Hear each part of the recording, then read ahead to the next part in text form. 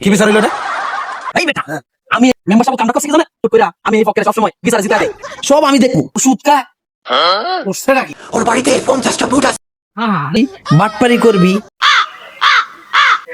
এই বেটা আমি এই এলাকার চরিত্রবান সৎ ইমানদার একটা চেয়ারম্যান মেম্বারশিপ কামটা করছি কি জানে আমার এলাকায় বসবাস কইরা ও সুদ কা করছে নাকি?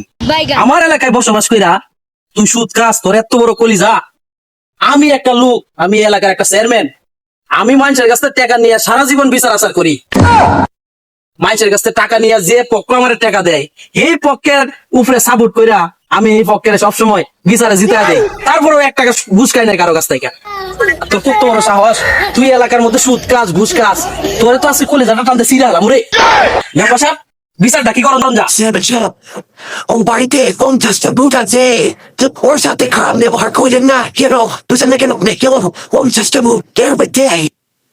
হ ইকোনম নে এইটাই তো কইতেছি আরে এই কি করবো এর তো কোনো দোষ নাই মাইনসে যদি সুদি তে ওর কাছে নিতে চায় তো মাইনসের দোষ ঘুষ যদি মাইনসে দেয় তো মাইনসে কি করবো ওই কি করবো আমিও তো তোর কোনো দোষ নাই বাবা বাবা আমার বুকে আয়, তুই আমার বুকে আয়।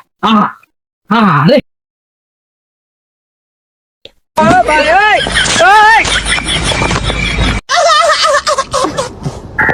আরে ভাই তুই চিন্তা করস কে তুই ঘুষ খাবি সুদ খাবি চুরি করবি বাটপারি করবি সব আমি দেখবো খালি তোর বাড়ির 50টা বুট যেন অন্য জায়গায় না যায়। কি এর বিচারটা হইলো এটা?